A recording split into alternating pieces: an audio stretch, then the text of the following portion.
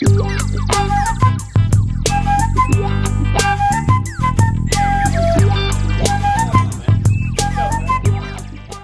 everybody, welcome to another episode of Real Drinks with Ali Flores. I am your host, Ali Flores. Go figure. That's weird that I would be here. This is the podcast where we talk about movies, hence the real, R-E-E-L, and we have drinks, hence the alcoholism. We usually have a drink. I have a guest come on, we talk about the movie, and then we have a drink based on the movie or just a drink that they have in the movie. And today's guest is someone I've known for a very long time. We actually met in college 7 years ago. That's how long it's been since I've been in college. But let me welcome on my guest who is laughing right now at me because she knows that's not the truth. Please welcome Miss Lindsay Conrad. How are you? Hey, buddy. What's going on? Not much. I'm having a good time. I'm excited to have you on here. I'm excited to be here. This is like, I've been waiting for an opportunity to talk about this movie. Perfect. I'm excited. Don't give it away yet. Although your background gives it away. So we met. I showed up at UCF in '95. Mm-hmm. Were you there then? When did you get there? Yep. So we met in '95. It's been 25 years. Oh my God. You said it'd been 7. It's been 7 years. Oh, hold on. It's been 7. Try to peel back the skin that's fallen. Yeah, it's been a long time. Been a long time.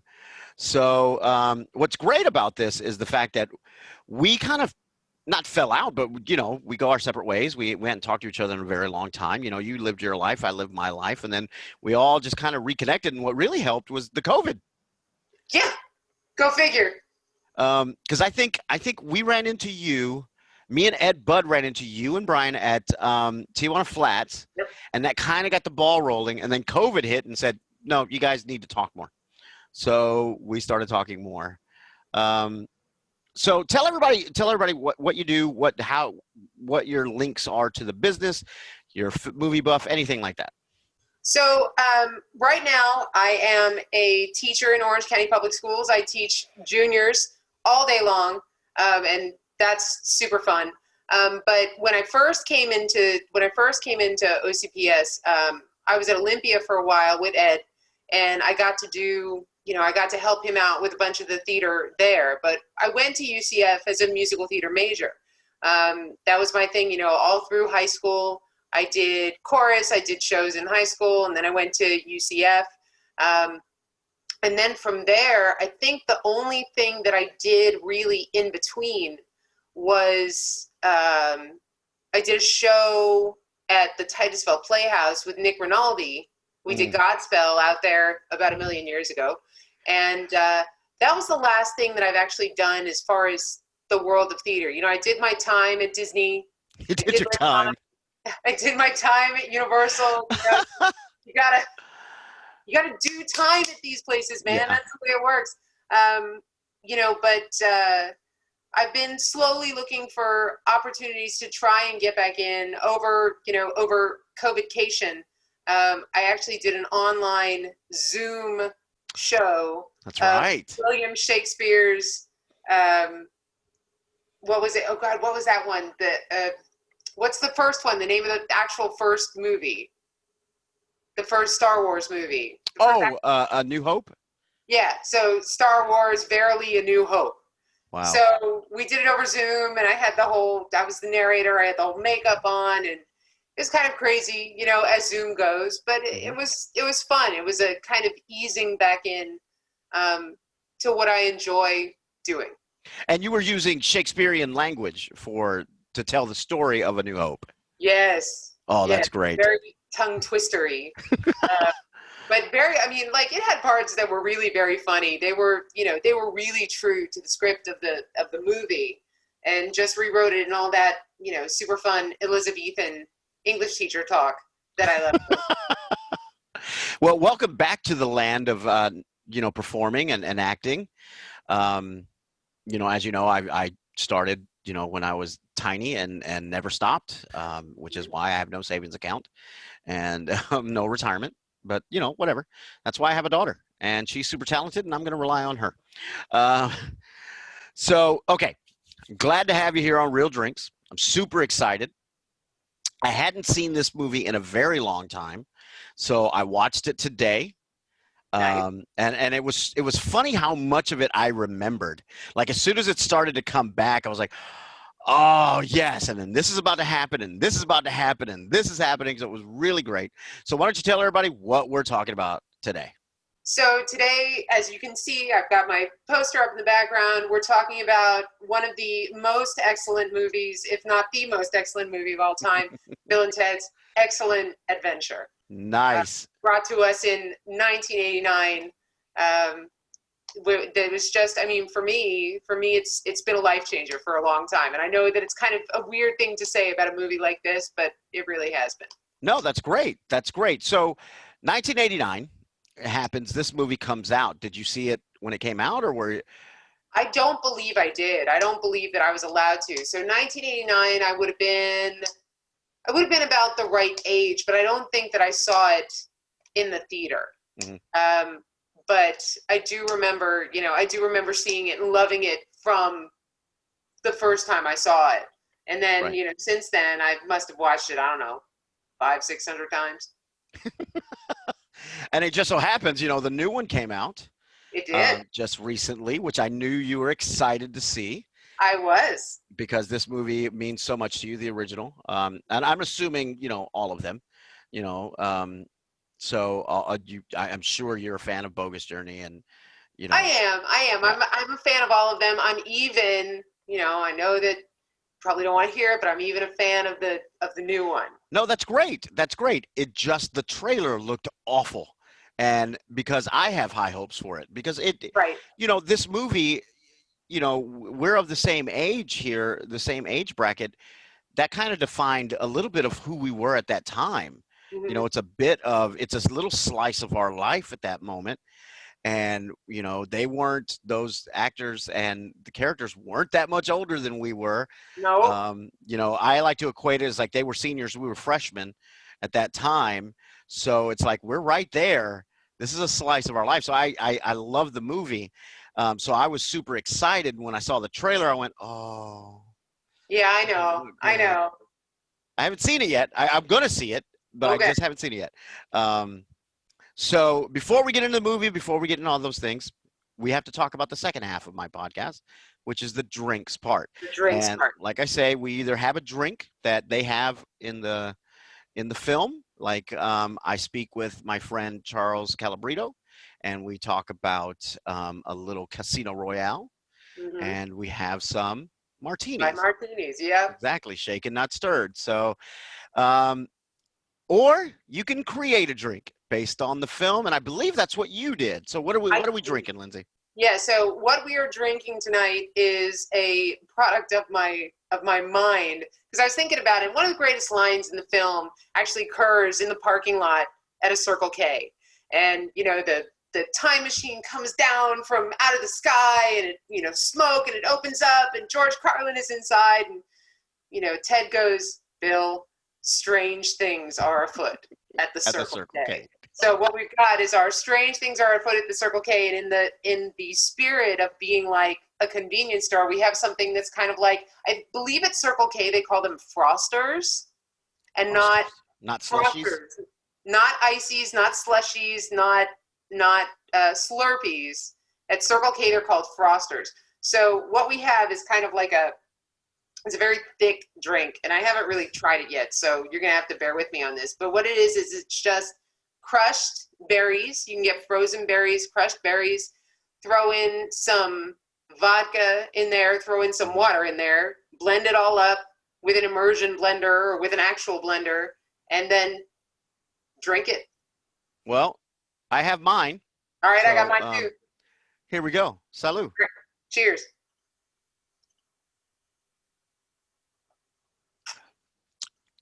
That's dangerous for me. That's I put a little stevia in that to get the sweet. It's a little bitter for you? A little tart? That's quite possibly the worst drink I've ever made. You didn't put any sweetener in it? No. Yeah. But I mean, I don't like things that are super sweet anyway, but like Yeah, you're getting I'm straight not a berry. bartender. Yeah, it's tart. It Yeah. was tart. And I was like, so I grabbed my stevia. But it is a healthy drink. I mean, aside from the vodka you're putting in there, Sure. it's Why not? great. It's great. Um, so this is what did you call this? Is this the It's the strange things are afoot at the Circle K. We're gonna give a pretentious name like a pedigree dog. strange things are afoot at the Circle K? I love it. Yeah, I'm actually mine tastes great. I don't know about yours. Yeah, no, mine does not taste great, but I'm gonna drink it anyway because Damn, damn right you are. You're not a quitter. Mm-mm. So I saw a glimpse of your shirt. Let's talk about that shirt Oh, yeah. you're wearing. So I think it's really important. I don't mean to get too serious for a second here, but we're in an election year. There's a lot at stake. So I appreciate you giving me a second to promote my political agenda. I got my shirt on tonight, and here we go. Preston Logan, 2020. Be excellent. Be excellent to each other. That's perfect. I love it. Dude, I'd vote for him. Especially now since he's John Wick. He's not going to take any shit from anybody. Come on. Right? You don't kill the man's puppy. Okay, so we're talking Bill and Ted's Excellent Adventure, 1989 hit that came out, a cult classic. Mm-hmm. So for those of you that have been living under a rock and don't know what this movie's about, Lindsay's about to tell you. So let's go through the film. Let's give me a brief synopsis of the movie, start to finish, and don't worry about spoilers. If you haven't seen this movie, it's on you. Exactly. So, go. So basically, the premise of the movie is, I guess you could call it simple enough. There's these two dudes, and they're not stoners, but they're like slackers, right? And they're in their senior year, and they have to pass history. I'm assuming that they passed everything else, but they're fixing to flunk history. And if they don't pass history, maybe they're juniors, but if they don't pass history, the one of them is going to get sent away to an Alaskan military school. Mm-hmm. And this is a problem because the two of them are supposed to write the song that unites the entire universe. And that's what they find out. They find out when this guy comes down because their split is imminent, right? And this guy, Rufus, comes down in his time machine and says, use the time machine to go back in time, look at all this stuff so that you can pass your history report. And when they go back in time and they end up collecting historical figures to bring back with them for their history report.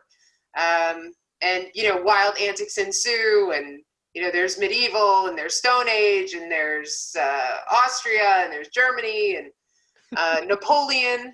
But they manage to get everybody back. They circumvent, all the issues along the way. There's a part, I believe, where everybody goes to jail. And they get them all out of jail. And then they get back to the high school, they pass their history report with flying colors, and they can move on to the next phase of them uniting the entire universe in song. Exactly.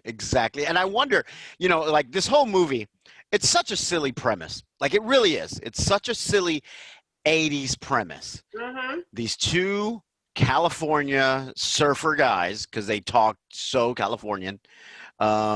Dude, excellent. They all they have to do is pass a test. That's it. They have to get an A+. And the fact that it's an A+, not an A, you have to get an A+ to graduate or to get to the next grade. And then the whole future. And I'm wondering if Back to the Future didn't have something to do with this. Is Back to the Future came out in what, 84 was the first one? Yeah, I guess so, 84, 85, because it's always, it's 1885, 1985. Yeah, 85 then, yeah. 1955. Mm-hmm. And I'm sure time travel, I think, has always been a premise that, filmmakers love to play with. But, one of the things about this movie that makes it so great is, there's a lot of people that go into these time travel movies and they're talking about, there's like Back to the Future, there's space-time continuum, and don't run into yourself, and and skewing off into a different future and whatever, which is cool. But for this one, it's kind of like every rule of time travel that you're supposed to follow gets just sort of chucked out the window. I think it's the rules that we all think or wish that it is. Right. Like, shoot, man, I wish I wouldn't have slept with that girl. All right, well, let's go back in time, and I'm going to tell you not to. Hey, listen, if you don't want to be itchy, don't go out with that one. That one, don't. You're going to be itchy down there. And so it's like, oh, cool, high five. Like, you wish you would have that. And those are the rules that they have. Like, all right, they get to talk to each other. They get, interrupt time, whatever. There is no butterfly effect.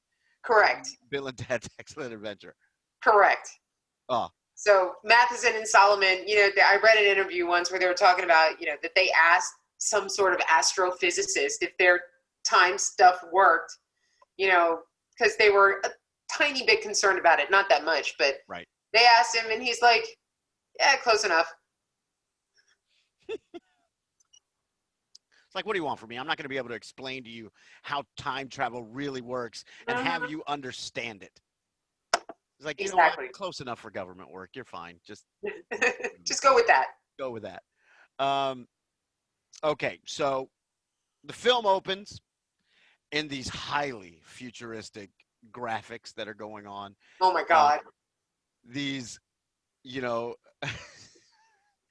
computer graphics that were state of the art back then. True. And it opens in the beginning of the, in the future. Mm-hmm. You've got Rufus and you've got the council. Mm-hmm. And, I love how they always end with be excellent to each other. Mm-hmm. Almost Catholic in an almost Catholic way. Because yes. you almost want to hear them say, and be excellent with you. You just want to hear it. Or that may just be the Catholic in me. I grew up Catholic, so that's the thing in me. And then here comes Rufus. Now, I don't understand why a telephone booth was used. I think it was something. I think they do say it in the film, like there needs to be something they recognize. Right. To blend. I mean, it's something that needed to blend, I guess, in 1989. Doesn't blend anywhere else. No. Medieval times. No, there's no. But it needed to. It needed to blend. And I guess that was the method. And I'm sure that there were, like you said, that there were influences from Back to the Future. I'm sure there were influences from Doctor Who. Yeah. With the TARDIS, and it's funny that you were talking about the amazing special effects, because I showed this to my kids the other day in preparation to watch the new one, and I showed it to my students too. But I'll tell you a little bit more about that later. But it seems like if you were going to have a time travel movie in 1980, you had to have blue lightning, yes. orange fire, and smoke. Yes. Right, and that's what made everything. And you know why the smoke? To hide the sharp edges. Yep. Of all the stuff. They always had smoke, so to hide the transitions and everything. Yeah, and I loved the highway. I guess the time travel highway, the tube. The circuits of history. Yes, the circuits of history were great, because it almost looked like a bad video game. Yeah. Like very Tron-like. Yes, very Tron-like, which nobody has talked about. I mean, I've talked to some friends if they want to talk about Tron. We got to do that one. The original, not the remake. Right. Although if anybody's listening and they want to do this, yeah, I'll do both. So Rufus comes down and finds them because they've already been told you can't graduate. They don't know what they're going to do. And Bill's dad says, if you don't do this, you're going to a military school. And so they're freaking out. They're at the Circle K, and Rufus shows up. And they run into themselves. Again, breaking the laws. Of course. Every single one. And they explain, they kind of give away some stuff, which you're not supposed to in every other film, too. Don't tell me what it is. I don't want to know. Don't tell me. It'll right. What happens. Do not tell me what's happening in the future. So then they begin their journey. They begin their excellent adventure. Hmm. And they start collecting almost like Pokemon Go. Like, Yes, it's very Pokemon Go like. they're like, I'm just going to collect the historical figures that I need to collect. Um, so before we get into the historical figures that they collect, if you had a telephone booth that could go back in time and collect 5 historical figures, who are the 5 that you're collecting for your grade, for your report? My grade. Okay, so I'm gonna have to go back and collect Shakespeare, Mm-hmm. right? I mean, that's got to do that. Mm-hmm. I got to go back and collect Danny Kaye. Ooh, I'd like okay. to go back and collect when he was young, not when he was old. When Right. he was young. Have to go back and collect. Yeah, dude, I was not prepared for this question. Of course not. I have to go back and collect.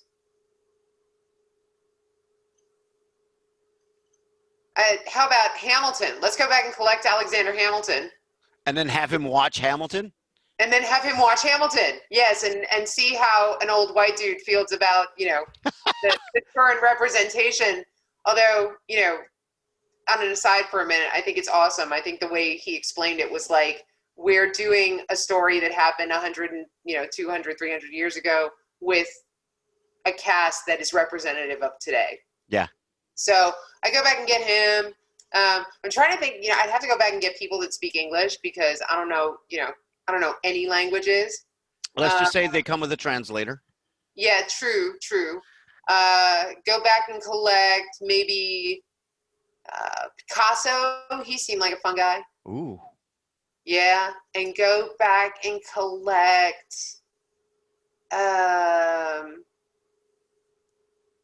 maybe like Roosevelt or something to see if he was as cool as everybody said he was. Nice.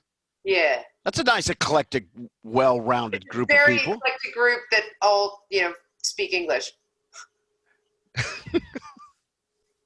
I think I'd have to go with kind of take a page out of their book. I'd have to go back and grab one of the, the philosophers of the time, because I feel that they were just stand-up comedians that weren't funny. Like, I think they were trying to explain the universe in a way that's palatable to everyone, Right. just like a stand-up comic, except they didn't have punchlines.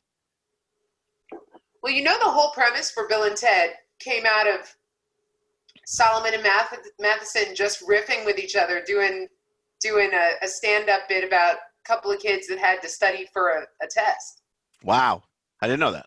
Yeah, that's how it came about. There was a play. They would rent this building where they would go and practice their stuff, and they'd sit around with several other comedians, and they'd just riff off each other. And it was actually, the premise was actually born out of one of these sessions. Oh, wow. That's kind of cool. Yeah, that's really cool. I like that a lot. So they're starting to collect. They're starting to collect their people. I love the fact that they always mess up the names. Yes. You've got Beethoven, which I see an entire oven full of beets, but they have a lisp. They're beef ovens. So it's just full of beets. Socrates. And come on, let's think about everyone in our generation. How many of us pronounced Socrates as Socrates? Oh, because of this movie. Would. Because of this movie, Socrates. Yeah. Oh, for sure. Oh, yeah. They go grab Abraham Lincoln. Yep. Joan of Arc. Yep. Genghis Khan. Yep. Napoleon. They didn't actually grab him. Yeah. He ended up riding the time, riding the circuits of history back through by accident. And Sigmund Freud. Yeah. Freud. Sigmund Freud. I love the collections. I love the how do you find a climax? How do you find some sort of conflict, I guess, in this movie with something like this? It's difficult, I think. with something Yeah, so random, where is the conflict? Where are you going to just throw in a conflict and make it seem real?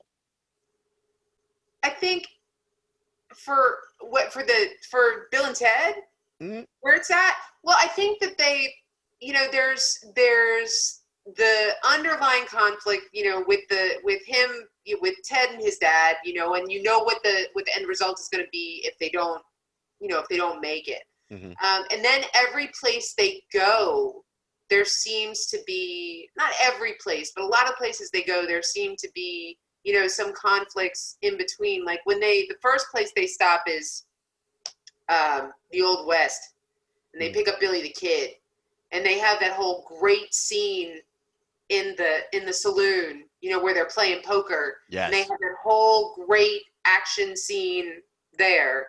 And then in the one right after that, they have a whole great action scene where they're escaping from, from Henry V, Yes. right? He wants to chop off their head. Um, but the main conflict is really that this has to be done. They gotta pass, or like literally the entire world is in jeopardy. And they keep reminding you of that subtly throughout, but Mhm. you always know at any given time that the driving force is, we got to make it to this report, we got to pass this report. And they put, they put those little bits in between, like when they, like I was saying before, like when they all go to jail and they got to get out of that mess. But again, each piece is driving again towards that goal at the end. We got to get to the report. Yeah. I like I feel that their conflict, that main conflict, just the we got to get a report done. We got to get this, we got to get this done or the world ends Right. is kind of like a parallel comparison to high schoolers and how they feel if they're going to be grounded. They're not going to be able to go to prom. They're not going to be able to play in the game. They're not going to be able to do whatever because they didn't pass. And it's the end of the world to them. I kind of feel like it is a little bit of a message about that. It's like how dramatic teenagers are in high school. It's the end of the world if we Yes. don't, like, if I get an A. Even great students, you can have students that have straight A's, but they get a B. It's not that it's Well, a bad thing. It's the end of the world. you are preaching to the choir, man. That is what I deal with on a daily basis. But I really think though too, for people of our generation for sure, but I really think that it resonates with so many people because these guys, they're everymen, Mhm. right? They're high schoolers, of course, but they're like literally everybody when we feel like what's going to happen to us if we don't accomplish. But the difference is that they push on. They don't let it, they don't let it get them down. They don't get angry. They don't get really frustrated. They just sort of keep moving, and Yeah. they're happiest, you know, whatever their circumstance. And I think it's great for high schoolers because yes, everything is drama to a high schooler, but there's nobody who doesn't like to get their way or feel like they failed. And I think that's why it's such a positive film for so many people, that it's got such a huge following. Yeah. And I think they do touch on, I mean, they hit the pulse of high school. I mean, Mm-hmm. you're catching the demographic for this film is right around high school and a little bit older. Mm-hmm. And then now it's older because we grew up in that time. We were Right. high schoolers at that time, because that was 89. That's my freshman year in high school. Yeah. I'm right there, with the horrible hair and acid wash jeans and Z Cavaricis and silk shirts and all the horrible, horrible fashion choices that I made back then. Which, by the way, is so funny that my girlfriend thinks that I'm fashion. She goes, because like I coordinate. She goes, "Oh my God, like your shorts coordinate with your shirt." I go, "So does my watch, and so do my socks, so do my Your shoes." socks. Yeah, they'll have a little bit of the color in it. Like if my socks Oh. has something there, she goes, "You are like coordinated." Like I go, I don't, but that's because of a lifetime of bad choices. Right. It's like, oh my God, let me show you pictures of me in the 80s and 90s. Right. Let me show you this awful thing. Let me show you the thing that I made up. I made up a fashion thing because I couldn't afford vests or coats. Yeah. So I vividly remember I had silk shirts. Everyone had silk shirts. Oh yeah. So I'd wear a silk shirt, and I'm wearing a purple shirt right now. And I had one that was purple. I had a silk shirt that was purple. Um, and it would be buttoned up all the way up. Boom. Yep. All up there. Yep, all the way up. And then I had another silk shirt that I would put over it, but I would only button the V on the bottom. And you remember how we used to pop the collar back? You'd pop Yeah. it back. So the collar is back halfway down your back. So it almost looks like a cardigan. But that was what I did. I did that. Oh, my God. Horrible idea. Well, I mean, I gotta say, I'm pretty lucky because Brian is, coordinated. Like, I don't know if he coordinates all the way down to his socks, but he definitely has the coordination. He likes to match his stuff. My dad wasn't like that. My dad would put prints and paisleys together, and if there was, this color in the print and this color in the paisley, it was okay to wear. Oh my God. Like that. It's been like that for 80 years. Yeah. Oh. Yeah. But I love it. Just as someone who's in film, who's done film, I could see the camera going. Yeah. Like, oh my God. Okay, so let's get back to the adventure. The adventure. The gentleman, wild stallions. They're trying to make their way. They got to come up with this great song. They start finding them, and like you said, they stumble across Billy the Kid, who comes back with them, mainly out of survival. He's getting shot at. They save him. They save him from getting shot. So then I'm not sure of the order. Maybe you know it. But I think next is the Accidental Napoleon. No, Napoleon is first when they're still with Rufus. Oh, okay. He takes them to Austria. The French have just invaded. Mm-hmm. And Napoleon, they get back in the phone booth after going, catch you later, dude. And he gets blown into the wormhole. Then they go to the Old West, which, cracks me up every time because he's like, dude, this looks just like Frontierland. He's like, yeah, but you can get shot here, dude. He's like, oh, yeah. We got the horse crap, Ted. Oh, yeah. Right after that, though, they go to ancient Greece where they pick up Socrates. Socrates. Socrates Johnson. That's what they call him at the end. Socrates Johnson. They go to pick up Socrates. And, that was one of the things to me that, the more and more I watched this movie, the more and more I found it fascinating. And, the more and more I went to school, because there's a rhetoric there's an ancient Greek rhetoric called Stoicism. Mm-hmm. And Stoicism is this idea that, like, you're always happiest when you accept the situation that you've been given. Like, it's people that are happy when they accept the situation that they've been given.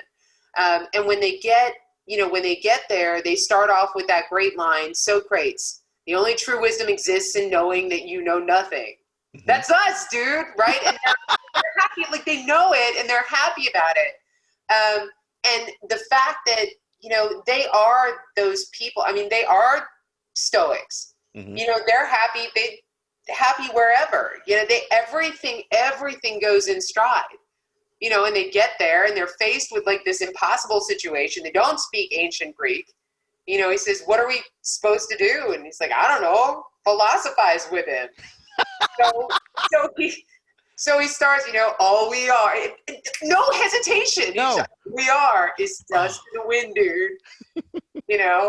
And they completely take it in stride. They bag him and they're out of there. Yeah. Well, you think about it. I mean, musicians and lyricists are the philosophizers of our time, right? They're the philosophers right now. Yep. I mean, they're coming up with some really cool stuff. And especially back then in the 80s and 90s, I mean, come on.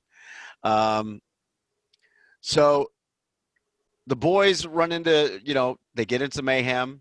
Genghis Khan, I love the fact that they just drop Napoleon off with some kids. Well, Watch him. they drop him off. Yeah, they drop him off with Ted's little brother. Yep. Right, Deacon. And they say, Deacon, you need to watch this guy. His name is Napoleon. He's a very famous French dude.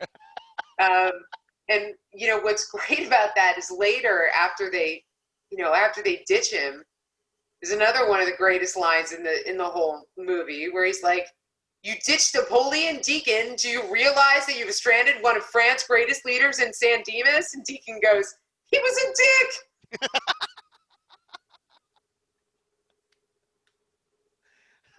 I mean, and again, like I was saying, taking it in stride, they're just like, all right, well, he's gone now. We got to go find him. Where do we go? Yeah.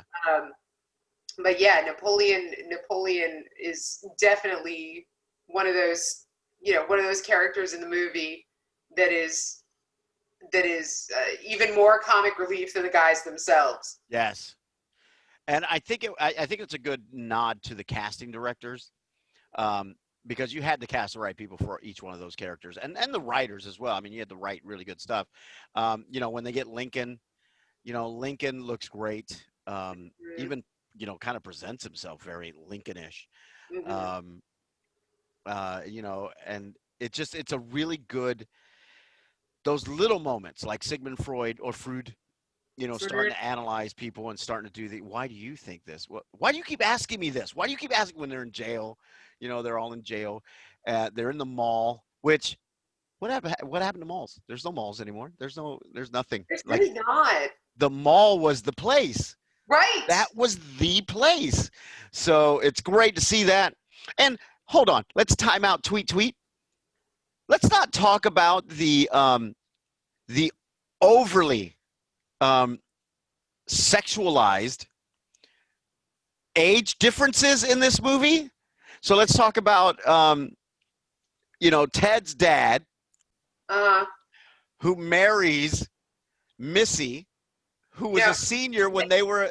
That's the next movie. That's the next movie. No, it's this one. No, it's Bill's dad first. Bill's dad. Okay, it's Bill's dad. Yeah, Bill's dad, then Ted's dad.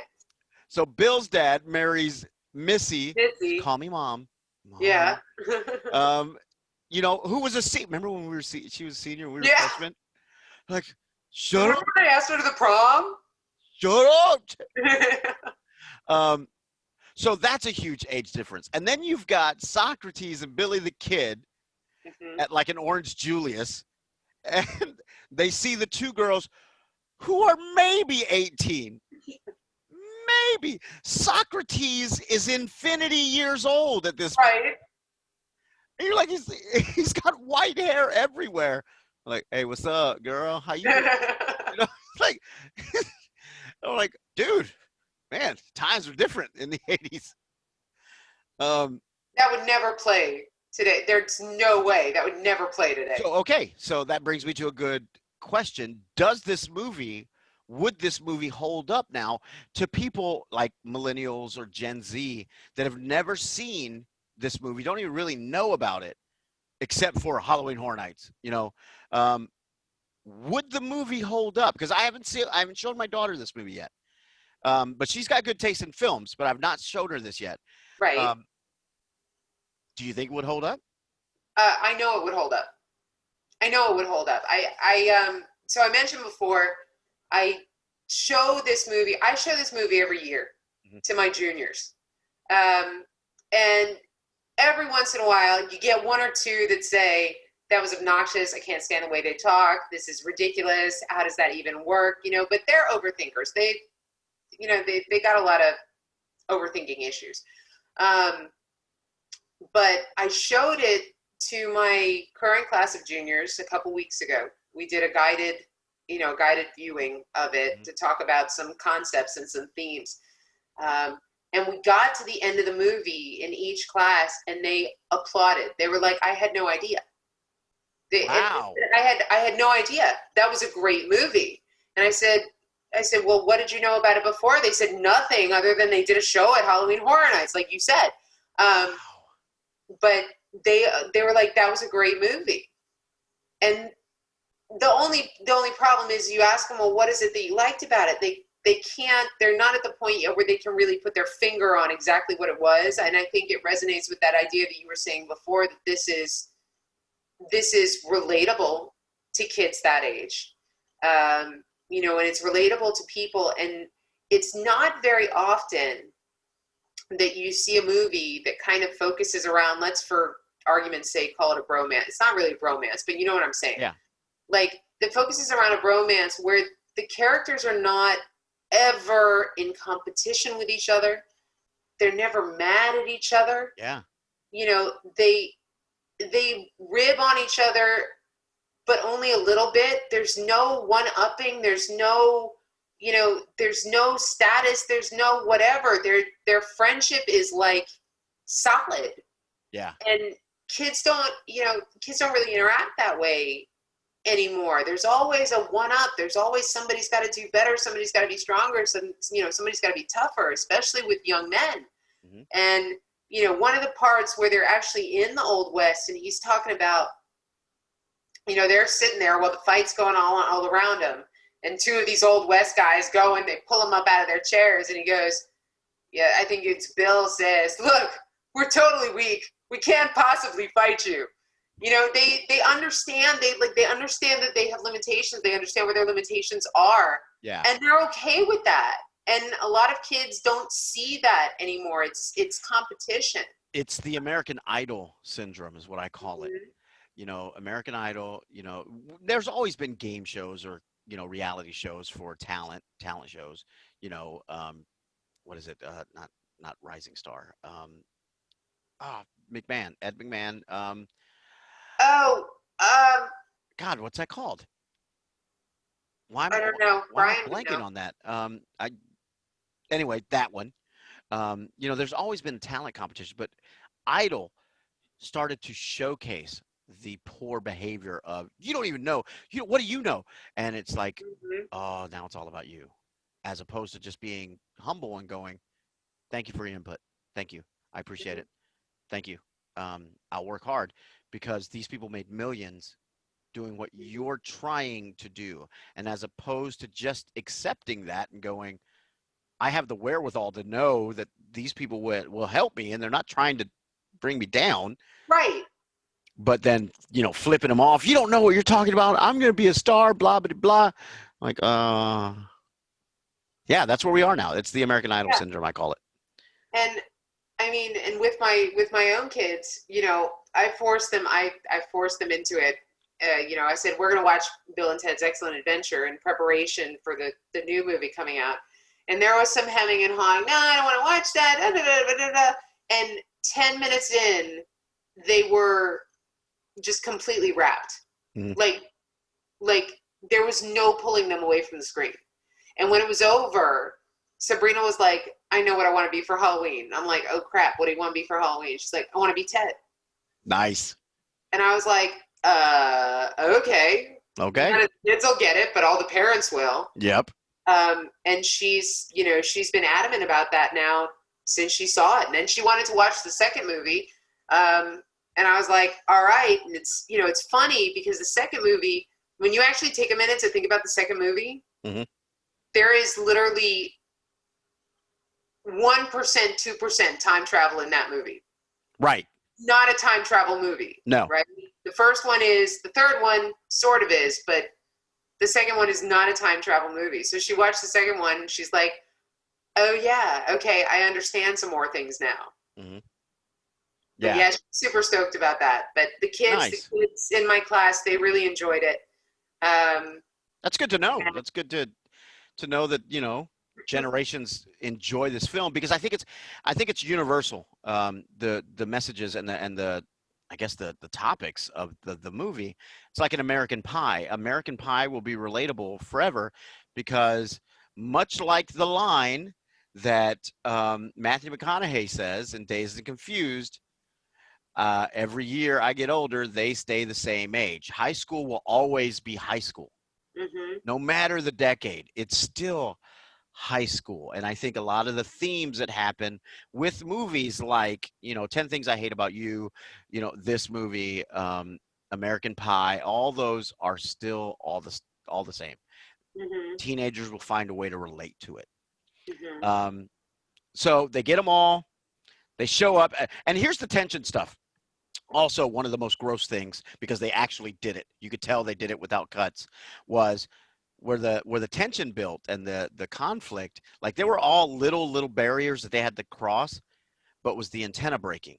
The antenna breaking, making like, hey, you don't know if you're going to be able to come back. Mhm. So there's that tension. There's that, here's that conflict. We need to overcome this. And then they get chewing gum, and it's one shot, and they ball up their chewing gum, and they're all doing this. And here's the sickest thing. When Keanu Reeves gets it, he puts it on with his mouth. Yeah, he He does. doesn't do it with the hand like everyone else Yeah. does. He goes, I was like, uh, oh my God. And then the Foley, great Foley, because you can hear it go, and he pieces it together. I think we can go home. So they get home, just again, another tension builder, which, by the way, who does an entire assembly to do history reports? Nobody, but it was Dude, awesome. I don't know what I don't know what it looked like in '89. I'm assuming that they could do it that way, but They like, never did it. Nobody ever did had that. the setup, you had to have the stage, right? Yeah. So, and then the teacher going, already giving them the Fs because they didn't show up, and then here they go. And then you've got Beethoven, and everyone does a great job of telling what's going on, which I don't know when they had time to choreograph everything and stage it. But, well, I guess they had all the time in the world. They had a time machine to take a line from Back to the Future. But again, stealing, when they go to jail, stealing from the what we were talking about earlier about not caring about the rules. Let's just remember to hide the keys. Well, where? Right here. Hey, we did it. Like, okay, so I can't forget to do this, but it's here, so I must have done it. It's trash can. Remember the trash can. And then it falls on his head. It's like, okay. So they do a great job. They pull it off. They pass, and the future is saved. one step closer. Yeah, it's such a simplistic film, but I think that's what makes it good, is because it doesn't have to be elaborate. It doesn't have to be crazy with its themes. It's just it's a fun film. Yeah, it's one of my favorites. I hadn't seen it in a long time. I was so glad when I was like, would you like to do it? And you said, yeah, this is one of the then we're doing that movie, because I hadn't seen it in forever, so it was nice. We talked about The Naked Gun in another episode, and I was so happy because I hadn't seen that in forever. And that movie is so funny. You forget all the bits that are in that movie. I was laughing so hard. I was worried I was going to wake up my daughter because I was laughing so hard. Such a great one. Okay, so Lindsay. Yes. You are a big fan. I am a big fan, super fan. Are you ready for the 10? No, but I'm going to try it anyway. Okay, the 10, first 5 are usually easy. Second 5, they get tough. All right, okay? Don't put that, juju on me. Just don't you do it, Ricky Bobby. Don't you put that evil on me. All right, here we go. Number 1. What legendary comedian plays Rufus? George Carlin. Boom. 1 for 1. All his stuff, really quick right now, like a ton of his old stand-up shows are on Amazon Prime right now. Yes, I know. They're great. They're I love it. Fantastic. I have been watching them like it's so nonstop. good. I grew up memorizing all of them. I loved them. Here we go. Number 2. What are the boys' full names? Bill S. Preston Esquire and Ted Theodore Logan. Boom. And they make up Wild Stallions. How do you spell Wild Stallions? WYLDSTALLYNS. Boom! 3 for 3. What's the name of the water park where they find Napoleon? Waterloo. Boom! 4 for 4. Who rescued Bill and Ted from getting decapitated? Billy the Kid and Socrates. First They five were are done. under the hoods. Yes. First 5 are done. Here we go. Oh, damn. Second All right, five. here we go. What is their teacher's name? The history teacher. What's his name? Oh. Uh-oh. That's not a good sigh. No, it's not. It's not. Give me just a second. I'll give you a second.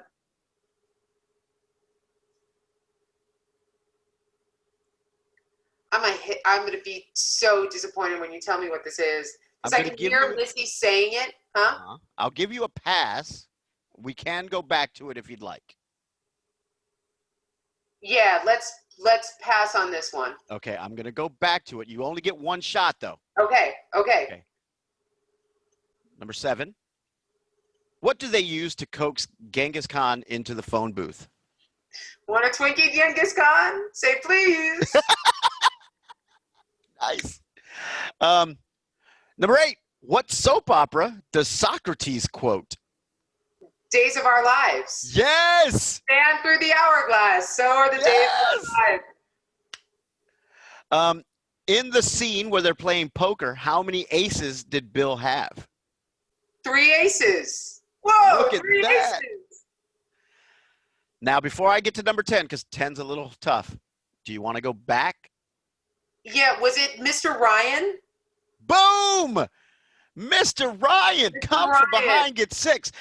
You might be the first one to get 10. Dude, no, don't put that on me. I'm telling you, this is it. What are the names of the princesses? Joanna and Elizabeth. 10 for 10! Oh, my goodness. Does she get the bonus, though? Oh, shit. The bonus, I didn't even know. I went, wow. Didn't know that one. What was drawn above Bill's left knee on his jeans? Bill's left knee on his jeans. What was drawn above If you get this one, oh my God. His jeans.